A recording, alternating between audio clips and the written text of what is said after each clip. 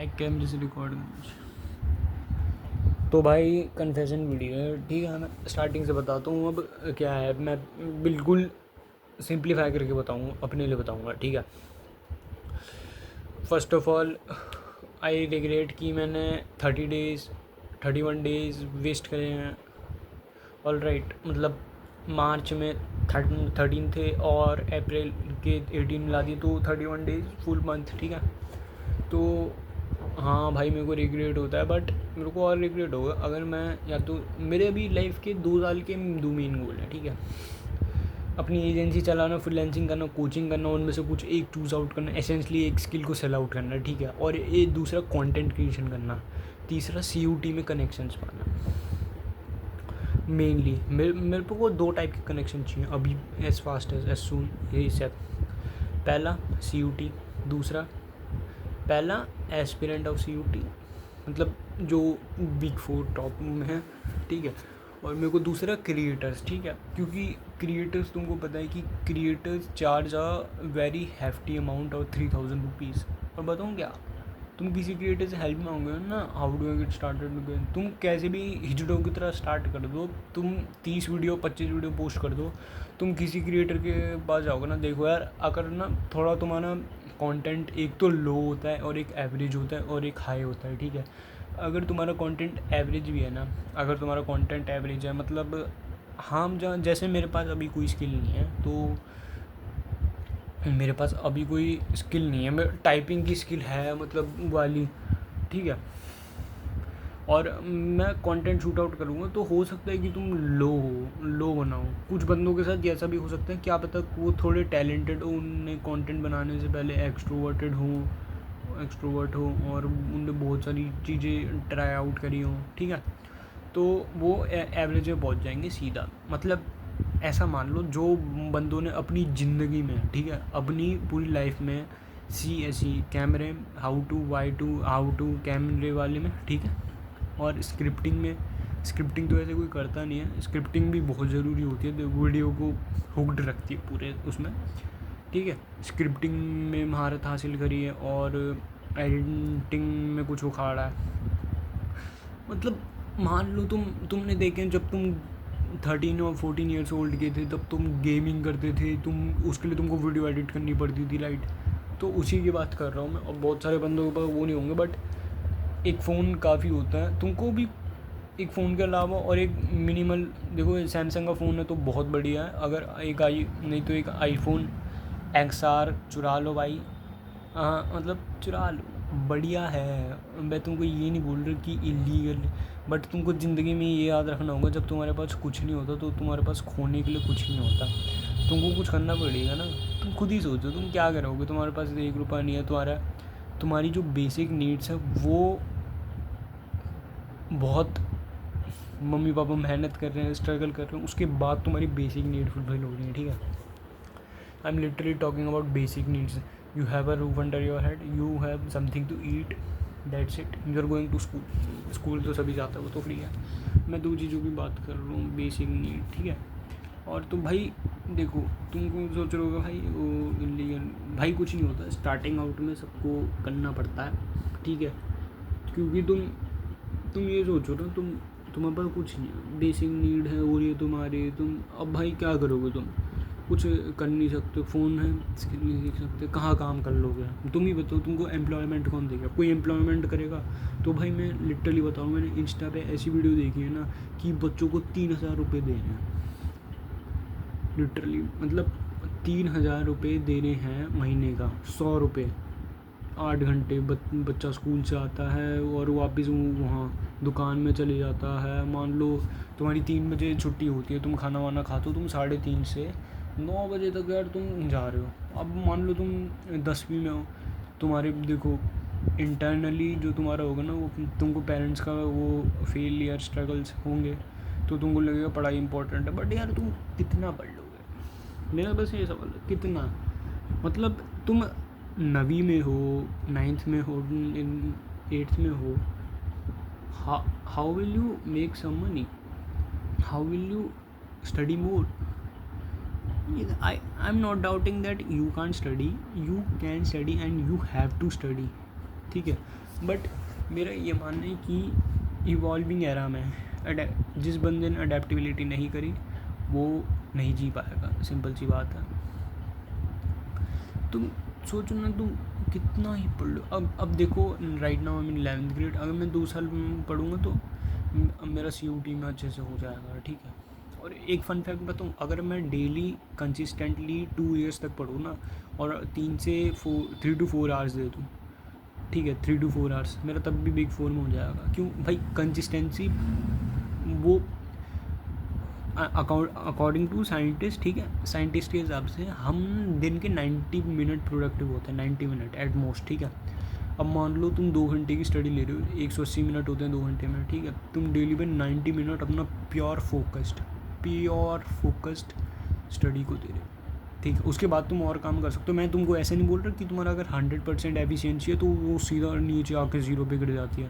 मतलब जो तुम्हारे 90 मिनट्स होते हैं ना, कहीं भी डे पे हो सकते हैं, ठीक है, उठने के बाद हो सकते हैं, या तो आफ्टरनून में हो सकते हैं, या तो मतलब जहाँ तुम अपनी एनर्जी यूज आउट नहीं करते, ठीक है, ज़्यादा यूज़ आउट नहीं करते, वो तुम्हारे 90 प्योर के फोकस होते हैं। एफिशिएंसी 100% पे होती है, ठीक है, 100% पे एफिशिएंसी होती है।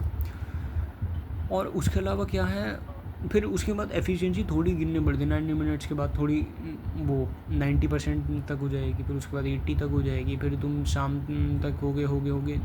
अब कुछ लोग बोलेंगे कि हम तो टायर्ड फील आउट नहीं करते, बट यार तुम नहीं करते, बट अकॉर्डिंग टू साइकोलॉजी तुम्हारा सबकॉन्शियस माइंड बहुत टायर्ड हो जाता है। क्योंकि मैंने भी फील आउट करा है, सारे ह्यूमंस ने फील आउट करा है। तो हम, या तो मैं गलत हूँ, या तो तुम गलत हो, या तो साइकोलॉजी गलत है। और मैं साइकोलॉजी का साथ दे रहा हूँ, तो मैं और साइकोलॉजी दोनों गलत हो सकते हैं, सही भी हो सकते हैं, तुम भी सही हो सकते हो, ठीक है। तो सबकॉन्शियस माइंड टायर्ड हो जाता है, क्योंकि प्रोडक्टिविटी 90 मिनट्स में आती है। अब 90 मिनट्स में उसको दे दूँगा भाई, कंटेंट भी क्रिएट करना है, एजेंसी के काम भी संभालना है। और जो लोग बोलते हैं ना भाई स्टडी में पूरा फोकस करो, यार आज के एरा में देखा जाए ना तो वैसा हो नहीं रहा। अब मैं तुमको इंटरनेशनल एग्जाम्पल से समझाता हूँ, ठीक है। इंटरनेशनल एग्जाम्पल से, चाइना में क्या है, चाइना में 8 साल से AI पढ़ाई जा रही है। अब न्यू रूल लागू हो चुका है, ठीक है। और चाइना ये बहुत स्ट्रिक्टली फॉलो करता है, लिटरली मैं बता रहा हूँ, बहुत स्ट्रिक्टली, बहुत स्ट्रिक्टली। अगर कुछ वो आएगा तो ओलंपिक में तुमको पता है, चाइना फैक्ट्री ऐसी प्रोड्यूस करता है, ठीक है।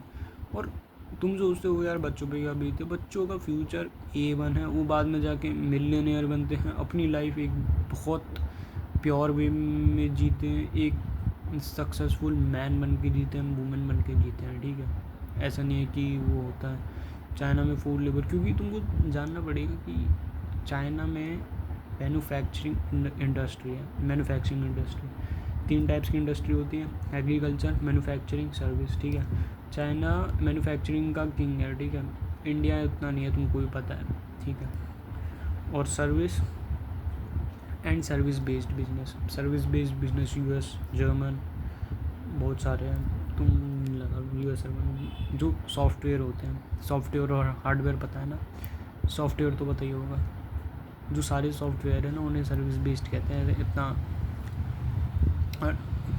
मान के चल लेते हैं, ठीक है। तो चाइना वो कर रहा है अब इंटरनेशनली, ठीक है। स्वीडन में क्या हो रहा है, स्वीडन में भी लिटरली AI पे ध्यान दिया जा रहा है। और जो मॉडर्न स्किल रोल आउट होती हैं, थिंक अबाउट इट, हम एट द एज ऑफ, जो भी बंदा, मतलब मैंने लिटरली देखा है, वो एट द एज ऑफ 15 में स्टार्ट करता है इंडिया में, या 16 में, बहुत सारे। क्योंकि देखो फ्रीलांसिंग तुमने नाम सुना होगा, अब मैं तुमसे एक बहुत क्वेश्चन पूछता हूँ, क्या तुमने फ्रीलांसिंग का नाम 5 to 6 ईयर्स अगो सुना था, मतलब 6 साल पहले सुना था, 2019 में, 2018 में? The answer will be probably yes और नो। अब बहुत सारों का येस होगा। येस क्यों होगा? क्योंकि क्या हुआ बताओ, वो कॉर्पोरेट वर्ल्ड में हो, ठीक है, कॉर्पोरेट वर्ल्ड में हो, और क्या पता वो कॉर्पोरेट वर्ल्ड में हो और वो पहले से ही, ठीक है, पहले से कॉर्पोरेट वर्ल्ड में हो, और क्या पता हो पहले से ही उनको जानते हो, ठीक है। मतलब अगर कोई जॉब कर रहा है तो उसको फ्रीलांसिंग का ऑफ कोर्स मतलब पता होगा, चाहे वो 2016 हो या 15 हो, ठीक है। और फिर कंटेंट क्रिएशन तो तुमको पता ही है, मतलब बूम आउट हुई है, बहुत सारे बंदों को नहीं पता, तो सबको यूट्यूब स्टार्ट करना था, ठीक है। टेक्निकली जो रिलेशन था ना वो हायर था कंटेंट क्रिएशन, बट 2018 में किसी को स्टार्ट नहीं करना था, 2019 में किसी को स्टार्ट नहीं करना था, किसी को कंटेंट क्रिएशन नाम का वर्ड नहीं पता था, बस सबको यूट्यूब स्टार्ट करना था। किसी ने कभी इंस्टा पेज स्टार्ट करने की सोची थी? मतलब तुमने कभी इंस्टा पेज स्टार्ट करने की सोची थी? यूट्यूब तो सबने सोचा था, तुम सोच रहे होगे कि कंटेंट क्रिएशन आती है। तुमने कभी इंस्टा पेज स्टार्ट करने की सोची? कभी तुमने स्नैपचैट स्टार्ट करने की सोची? कभी तुमने ट्विटर, लिंक्डइन, मतलब इनमें स्टार्ट करने की सोची? यहाँ यहाँ पोस्ट करते हैं भाई, यहाँ वीडियोस डालते हैं। नहीं, 2019 पे इंस्टाग्राम भी था, और मैं ये नहीं बोलूँगा, फेसबुक ही देख लो, 2019 में फेसबुक तो ऑफ कोर्स था ही, ठीक है। इतनी सारी प्लेटफॉर्म्स थी, तो यूट्यूब पे क्या होता था, यूट्यूब बहुत फेमस था उस टाइम, ठीक है, बहुत बहुत फेमस था, बहुत ज़्यादा। तो और ऑडियंस कौन सी थी? 15 से 25 साल के, ठीक है। तो यूट्यूब पे अपलोड करना चाहते थे, वही था। और तुमको पता ही है, कुछ जब कॉलेज में जाते हैं, मैं बस ये पूछना चाहता हूँ, स्कूल वालों ने जो अभी लिटरली स्कूल में होंगे या हाई स्कूल में होंगे या अभी कॉलेज के फर्स्ट सेकंड ईयर में होंगे, अभी जो कॉलेज पढ़ रहे हैं, ठीक है, अभी 3 कैटेगरीज में डिवाइड है, पहला स्कूल, दूसरा कॉलेज, तीसरा जॉब। जॉब वालों को देखो ऑफ कोर्स पता होगा, क्योंकि वो जॉब में कितने सालों से हैं। कॉलेज में भी उनने कभी फ्रीलांसिंग की नाम की चिड़िया का नाम सुना ही होगा, ठीक है। अभी जो फ़िलहाल कॉलेज में उनको 5 साल पहले नहीं पता, क्योंकि वो हाई स्कूल में हुआ करते थे, ठीक है। अभी जो हाई स्कूलर्स हैं वो मिडिल स्कूल में, वो हाई स्कूलर अभी मिडिल स्कूल, 5 साल पहले मिडिल स्कूल में हुआ करते थे, तो उनको नहीं पता। तो उसका आंसर है हाँ, स्कूल वालों के लिए नो, कॉलेज वालों के लिए नो, कॉर्पोरेट्स वालों के लिए यस, ठीक है, सिंपल सी बात है। और एक और चीज़ जो है मेन, ठीक है, तो इंटरनेशनली मैंने एग्जांपल दी थी, स्वीडन, चाइना, जापान, बहुत सारे कंट्रीज़ हैं जो तुम बोलोगे ये सब तो डेवलप्ड कंट्रीज़ हैं, अलग कंट्रीज ऑलराइट। तो वियतनाम का नाम तो सुना ही होगा, Vietnam, what about Vietnam is still a developing country, and in Vietnam there was America versus Vietnam was, just think about it, America was one of the biggest superpower in the world and still is the biggest superpower, and Vietnam country which was underdeveloped was fighting against US. Just think about this. Now they are just implementing the new rules for the children. तो ऐसा होता क्या है, देखो अब एक simple सी psychology है कि एक बच्चे का जो एक चाइल्ड का माइंड होता है, हमारा जो सबकॉन्शियस माइंड होता है ना, ठीक है, वो 15 ईयर्स ऑफ एज में 0 to 15 जो होता है उस पर हमको शेप मिलती है।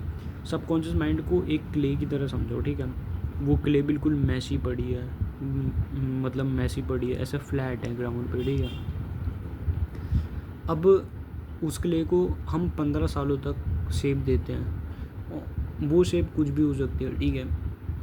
और शेप देते कैसे, तुम्हारा इन्वायरमेंट, तुम कहाँ पर, तुम्हारा environment, the way you talk, mainly environment है। मतलब अगर मैं तुमको एक केज में बंद कर दूँ तो तुम 15 साल बाद कैसे निकलोगे, वही मैं तुमको एक रिच क्लास फैमिली में डाल दूँ तो तुम्हारा इन्वायरमेंट बहुत मैटर करेगा, या तो तुम स्टूपिड रिच किड निकलोगे या तो सक्सेसफुल रिच किड निकलोगे, ठीक है।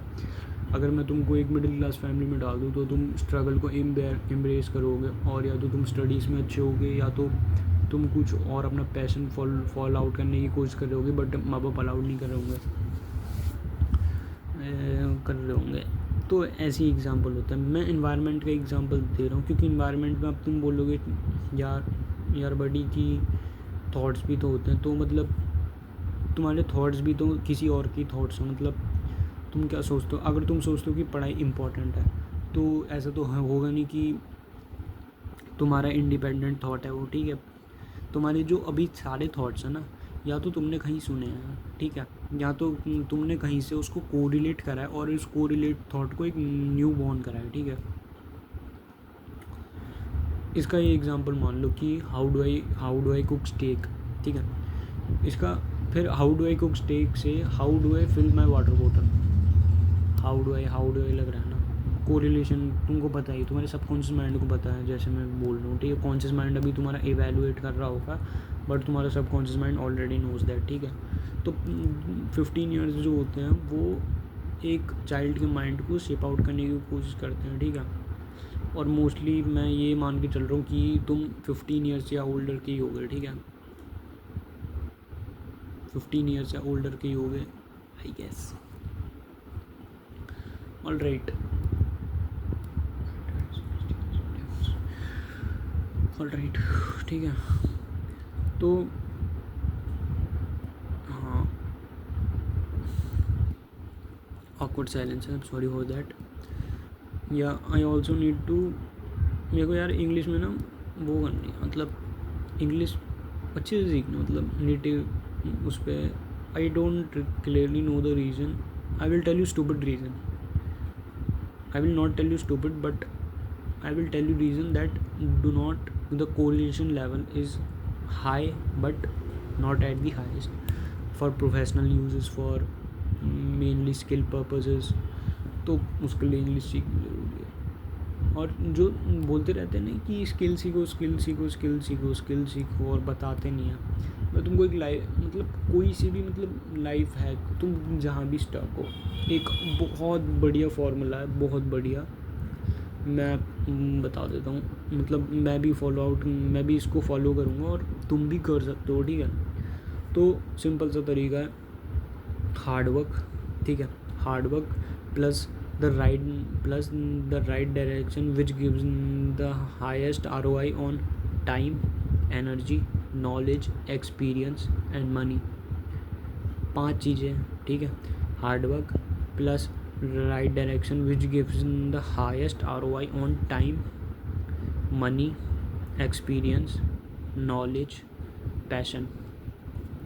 ऑल राइट, तो इन अगर वो तुम्हारी चीज़ें इन पांच थिंग्स से वो करती है ना, तो उसमें जो लोग बोलते हैं ना I don't know what direction to pursue, ये जो मैंने तुमको 5 चीज़ें बोली ना, मैं भी यही कर रहा हूँ। ये मैं कंटेंट क्रिएट कर रहा हूँ तो मेरे को इससे 5 चीज़ें मिल रही हैं, ठीक है। अभी तो फ़िलहाल मेरे को कुछ नहीं मिल रहा, बट जैसे मैं अपने स्टेयर्स बढ़ाते रहूँगा, अपने स्टेप्स और आगे लेते रहूँगा, तो मेरे को फाइनली इन सब का टेस्ट पता लगने लगेगा, ठीक है। और फाइनली आखिरी में एक मैजिक फार्मूला है, the magic formula is called mistakes.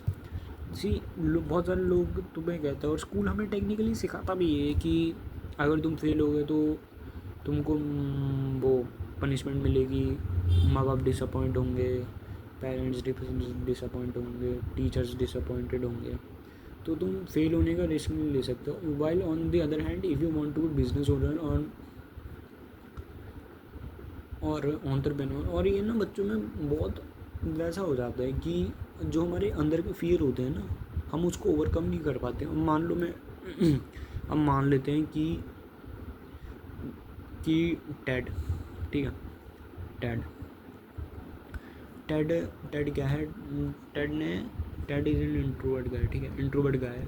तो स्कूल में ऐसा लगता है कि उसकी फ़िज़िकल एक्सटर्नल अपीयरेंस बढ़ा के वो कॉन्फिडेंट हो जाएगा, वो हो जाएगा, बट एक्चुअली ऐसा होता नहीं इंटरनली। कि at the end of the day अगर वो किसी से टेड बात नहीं करेगा, उसको फेलियर का डर रहता है कि if I talk to a girl और talk to a stranger then he will just reject me, over thinking का ऐसा डर रहता है। तो इस पर लाइफ की बहुत बड़ी है। तुमने बहुत सारे क्रिएटर्स को देखा होगा, बहुत सारे क्रिएटर्स को जो बोलते होंगे execute before you think, if you have an idea execute it.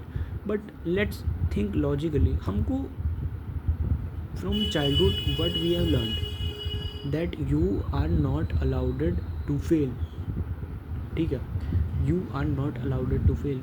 और अगर हमारा इसका उल्टा होता तो तुम सोचो तुम कितनी हाई फीट्स लाइफ के अचीव कर लेते, ठीक है, तुम कितनी हाई फीट्स लाइफ के अचीव कर लेते। स्कूल टॉट अस कि you are not allowed to fail, ठीक है। और एंटरप्रेन्योर्स कहते हैं कि गलतियाँ करो, बहुत सारी गलतियाँ करो, you are allowed to fail. But entrepreneurs कुछ भी कह लें, हमारा यार अब तुम 15 ईयर्स ओल्डर के तो हो गए यार ऑब्वियसली, तो यार तुम्हारे सबकॉन्शियस माइंड में 15 सालों से भरा गया है, भाई you are not allowed to fail, you are not allowed to fail, you can't afford to fail, ठीक है। ऐसा फेलियर को ऐसा दिखाया गया है कि if you fail you will die, ऐसा हमारा सबकॉन्शियस माइंड को रिलेट करता है। तुम्हारा कॉन्शियस माइंड तो कुछ और ही को रिलेट कर रहा होगा, बट हमारा जो सबकॉन्शियस माइंड होता है 15 साल से होता हूँ कि क्या हो रहा है, मतलब तुम 15 ईयर्स का, if you fail you will die, ऐसा सबकॉन्शियस माइंड सोचता है, ठीक है। अब इस फीलिंग को करने के लिए ना बहुत स्ट्रगल करने पड़ते हैं, मतलब पहले स्ट्रेंजर से बात करोगे, फिर पता चलेगा इतना बैड भी नहीं था, ठीक है। कुछ लोगों के साथ बैड एक्सपीरियंस हो जाता है, ठीक है, तो दूसरे पढ़ते हैं, फिर तीसरे चौथे पाँचवें, फिर 500 100 200 स्ट्रेंजर से मिलते हैं, ठीक है। अच्छे कनेक्शंस बताते हैं, अपनी फीलिंग शेयर आउट करते हैं, ठीक है, अपना प्रोफेशनल नेटवर्क ग्रो आउट करते हैं। फिर उसके बाद स्कूल में कॉन्फिडेंट आता है, ठीक है।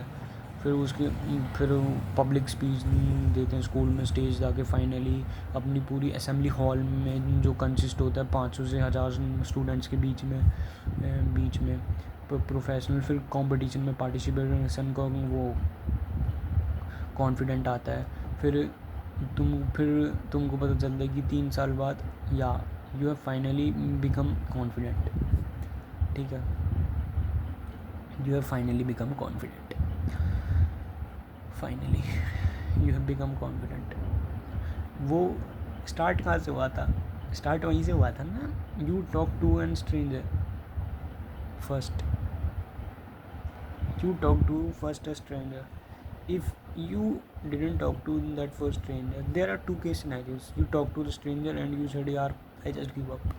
You would have been in the same place. You would have grown a mustache, you have grown a beard, your hair have been grown out or something like that. You would have grown tall, but mentally you are still like you are not growing at all mentally. All right, you are not growing at all mentally from the brain side. These are the skill. See, we all are not introvert. We all not are introvert. And if you think you are introvert, na, try me. Try this out. As I said, hard work plus the right direction, which gives the highest ROI on time, energy, money, knowledge, experience, and passion, and the thing you love to do. Plus mistakes. There are 3 types of mistake. Listen to me very closely. This is the exact formula you can apply literally in 80% of your phases in life, and I can assure you that you are going to win in all those phases, or you are going to beat the crap out of anything that comes or scares on your way out. Alright. First type of mistake is that, see, I will tell you about the mistake. People often say that entrepreneurs say do a ton of mistake. Some say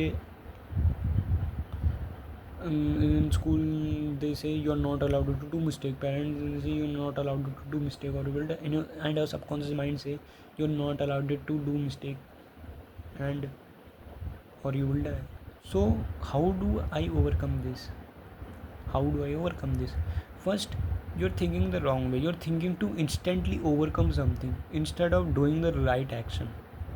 Alright, you're thinking of overcoming something, and also people say, and I would say then the information you have is right, but most of that is wrong. People often told you about mistake, but these are the only 3 types of mistake you need to know about. First is learn from other mistake. There are plenty of people or great people have wrote books about Alex Hermosi or Arthur Caesar or Napoleon the Great. These great experience, the war they have brought throughout humanity. Many people throughout humanity have lived in this world, and they have shared their experience. I'm not telling you to read a book, yaar. I'm just telling you about that these guys just said their all experience in a fucking book. Just think about this. So first is learn from others' mistake. Second is don't do stupid mistake. Don't do stupid mistake. What I'm talking about stupid mistake is that you need to avoid doing stupid mistake. Stupid mistakes can be, I don't have an example. If your gut says don't do it, you don't do it. You don't do it at all. If your gut feeling says trust your gut feeling, trust your institution, That's all right. Don't do unnecessary stupid mistakes. Don't. And also, yeah, third one is don't do the same mistake twice, because you can't afford to do it.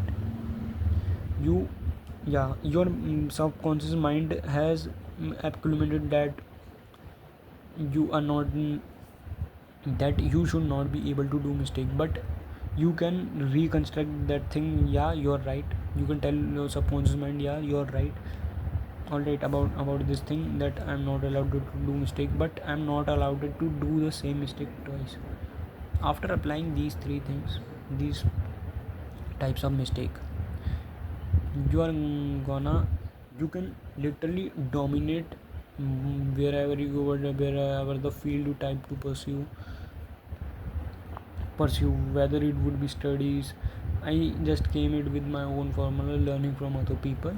So you can just dominate, whether you are into content creation, whether you are into freelancing, or whether you are in studying phase, or whether you are in corporate. Hard work, you all know that hard work, the two things I tell you beside hard work is what I called smart work. This is what you really call about smart work. People say hard work plus smart work is something that you need to do to become faster in what you are doing, but nobody really tells you, and the ones who tell you about, they are just complex. This that smart work shit is complex. You know about hard work, right? You know about hard work, like studying 12 hours a day, like a donkey carrying 100 pounds of bricks on his back for 16 hours. That's potentially called hard work. Hard work don't have any complex universal meaning. Hard work is just simple. You know about hard work from the day you were born, all right? And smart work is mainly so complex, and so complex. Hard work, and the terms are, I have told you, hard work plus smart work. Smart work is broken down into two pieces. Hard work plus smart work, yeah. Right direction, which gives highest return on experience, knowledge, knowledge money, whatever I named them. And three types of mistake: learn from others mistake, all right. Don't do the same mistake twice. Reprogram this shit in your subconscious mind, and don't do stupid mistakes. Yeah, don't do stupid mistakes. Listen to your gut feelings. If your gut feeling says do it, you do it. If your gut feeling says you don't do it, you do it. If a crowd of 100,000 people say that, oh John, you don't have to do it, but John gut feeling says you have to do it, John gut feeling says you have to do it, then John does it, no matter who the fuck there it is, who the fuck there it is. All right, by implementing these three, you can just literally dominate in most of the fields. I'm not saying about crap field that I am going to guarantee you that you're going to dominate in all the fields of your life. Let's be real, you are going to dominate about 90% of these fields. And also there is a law of correlation. All right, it's not related to this is a separate thing, and correlation is a separate thing. I'm just going to tell you about the law of correlation.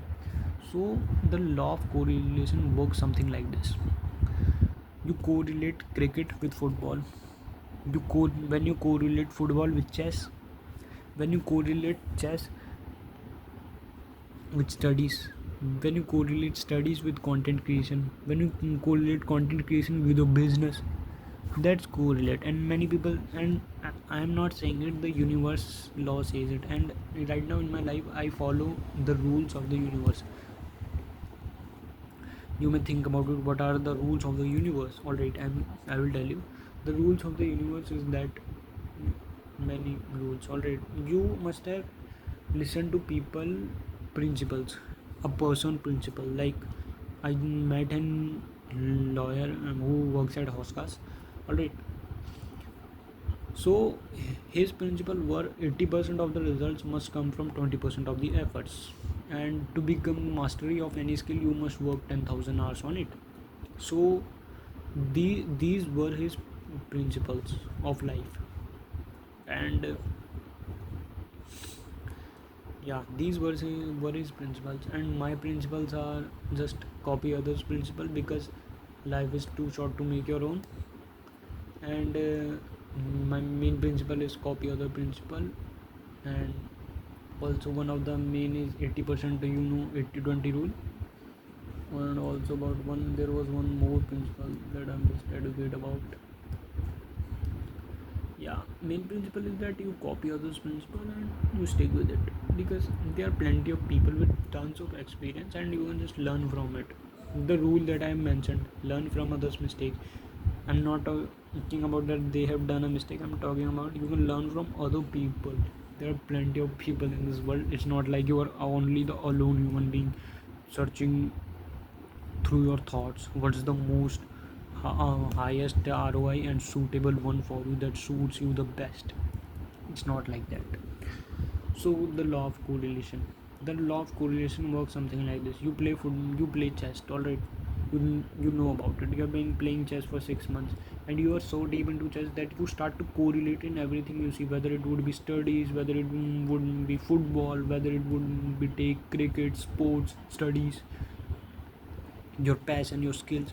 You correlate it with everything, and you say that yeah, chess is something that I can correlate with a fucking wall.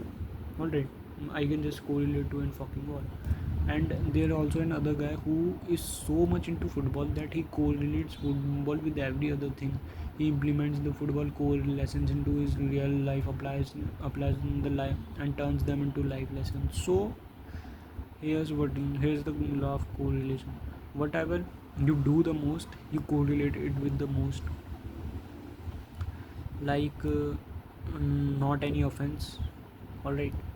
Like you hate black people, all right. You hate black people, and you started to correlate with everyone. You correlate with the person who also hate black people. You correlate with many other people who also hate black people. You correlate with black things. You don't want a black television. You want a black television, black.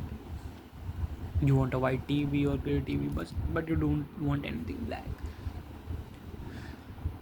So the law of correlation, I'm not being, honestly, I'm saying that I'm not being able to make you fully understand the law of correlation. I'm just gonna say one thing. There are some things in this world that has, there are many things in this world with correlation. Like correlation work with two things. You correlate, yeah, got it. Now I will explain you brief in the next 2 minutes. Correlation law works like this. There are two types of correlation. First is co- less less correlation. Second is high correlation. So let's take chair for example. Chair. Alright. I relate chair with content creation. Hey Chetan, what the fuck are you saying? I relate chair with content creation. So what's the level of correlation? What's the percentage of correlation? Near negligible. What's the level? Low level, very low, negligible. And after I say I correlate content creation with a person who who who is good at sales, who knows how to speak in front of the camera, who knows how to talk to people. All right, he never have spoken in front of the camera. He's an extrovert, know how to talk in front of the people, has some mastery over his skill, and when he sticks with it, he sticks with it. So the correlation level is high, because what does content creation requires you? And the guy also knows graphic, video editing. He has been doing, and he's also good at writing poets, like really, like he is also good at copywriting. So when I correlate this person with content creation, the level is significantly higher, the highest I would say. Because as I said, Content creation requires three aspects: CSE, camera, editing, video editing mainly, and scripting. Scripting is done by his copywriting. Camera, he knows how to talk in front of the people, so he will get mastery in a short amount of manner. Yeah, I got it. Have you ever learned about French? If you know French, you can really learn Spanish fast. Like if you know French, you can learn Spanish really fast. Whereas if you know Hindi, it's gonna take you some time to learn about the Spanish. Like it's gonna take you time. So here's the thing: listen very carefully, understand the law of correlation. It's gonna help you very much in your life, throughout your life. The law of correlation works with high low percentage. It's work like you know Hindi and you want to learn Spanish, so it takes you around 2 to 3 years to learn Spanish at significant at, to become a professional at it. But there is another person who lives in France and knows French, how to speak French. So he he thinks about, yeah, I'm going to learn Spanish. So it will just take about less time or 1 to 2 year, because Spanish and French may have the same vocabulary. May, I'm just saying may, I don't know anything about it. If there are other people watching this video, may have the same vocabulary, may have a relatable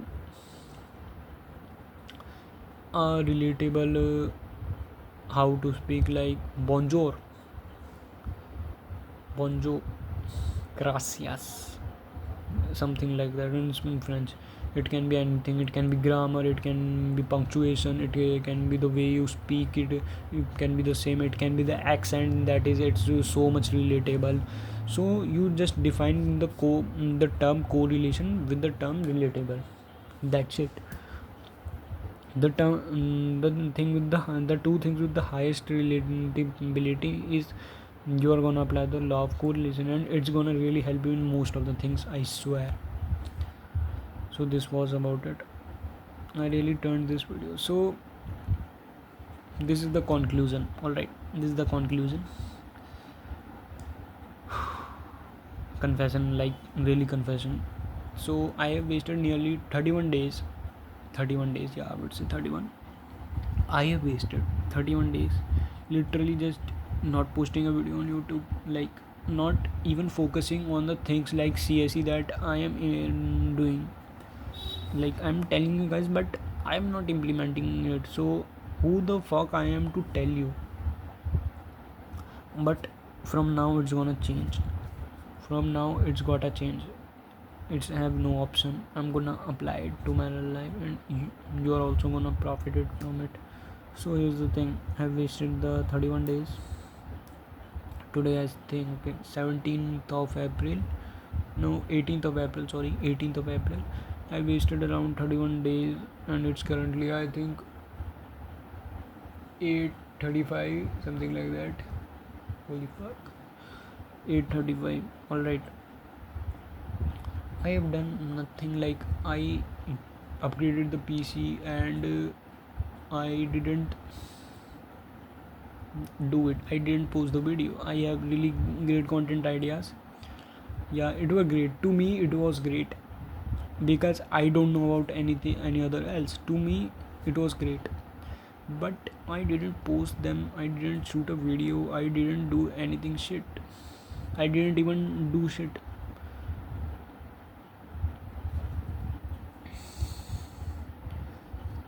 Yeah,